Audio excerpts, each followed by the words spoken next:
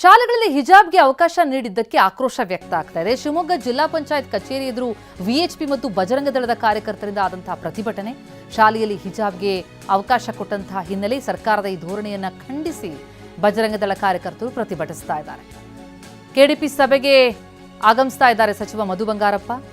ಈ ಹಿನ್ನೆಲೆಯಲ್ಲಿ ಹಿಂದೂಪರ ಸಂಘಟನೆಗಳಿಂದ ಈ ಪ್ರತಿಭಟನೆ. ಸರ್ಕಾರವೇ ಕೋಮು ದ್ವೇಷವನ್ನ ವಿದ್ಯಾರ್ಥಿಗಳಲ್ಲಿ ಮೂಡಿಸ್ತಾ ಇದೆ ಅಂತ ಆರೋಪಿಸ್ತಾ ಇದ್ದಾರೆ. ಸರ್ಕಾರದ ಧೋರಣೆಗೆ ಹಿಂದೂ ಸಂಘಟನೆಗಳು ವ್ಯಾಪಕ ಆಕ್ರೋಶ ವ್ಯಕ್ತಪಡಿಸ್ತಾ ಇವೆ. ನಿಮಗೆ ತಲೆ ಇದೆಯೋ ಇಲ್ಲೋ ಗೊತ್ತಿಲ್ಲ. ಜನಿವಾರಕ್ಕೂ ರುದ್ರಾಕ್ಷಿ ಮಣಿಗೂ ಹಿಜಾಬಿಗೂ ಒಂದೇನೇನ್ರಿ?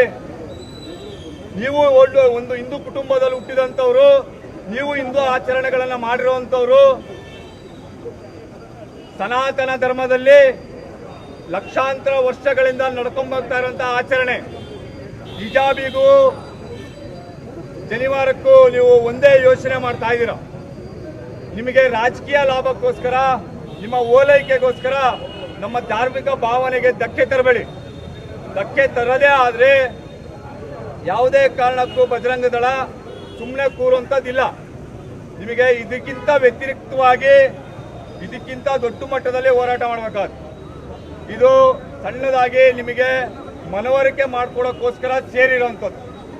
ಹಾಗಾಗಿ ಮಧು ಬಂಗಾರಪ್ಪನವರು ಬರಬೇಕು, ಇಲ್ಲಿ ನಿಲ್ಲಬೇಕು, ನಮ್ಮ ಹತ್ರ ಮಾತಾಡಬೇಕು. ಅಲ್ಲಿಯವರೆಗೂ ಈ ಹೋರಾಟವನ್ನ ನಿಲ್ಲಿಸೋದಿಲ್ಲ. ಅವ್ರು ಬಂದು ಹಂಗೆ ಹೋಗಿ ಅವ್ರದವ್ರ ಕೆಲಸ ಮಾಡ್ಕೊಂಡು ಹೋದ್ರೆ ಅಲ್ಲ. ಹಿಂದೂ ಸಮಾಜದ ಅಹವಾಲವನ್ನ ಅವ್ರು ಕೇಳಲೇಬೇಕು. ಭಾರತ್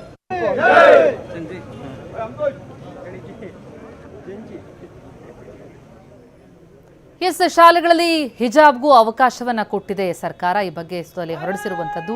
ಇದಕ್ಕೆ ಆರಂಭದಲ್ಲೇ ವ್ಯಾಪಕ ಆಕ್ರೋಶ ವ್ಯಕ್ತ ಆಗಿತ್ತು. ಈಗ ಶಾಲೆಗಳ ಆರಂಭ ಆಗ್ತೆ, ಆ ಸಂದರ್ಭದಲ್ಲಿ ಹಿಜಾಬ್ ಧರಿಸಿ ಬರೋದಕ್ಕೆ ಅವಕಾಶ ಸಿಗ್ತಾ ಇದೆ ಅಂತ ಅನ್ನೋದು ಹಿಂದೂ ಸಂಘಟನೆಗಳ ಕಣ್ಣು ಕೆಂಪಾಗಿಸಿದೆ. ವಿಶ್ವ ಹಿಂದೂ ಪರಿಷತ್ ಈ ರೀತಿ ಸರ್ಕಾರದ ಧೋರಣೆ ಖಂಡಿಸಿ ಪ್ರತಿಭಟಿಸ್ತಾ ಇದೆ.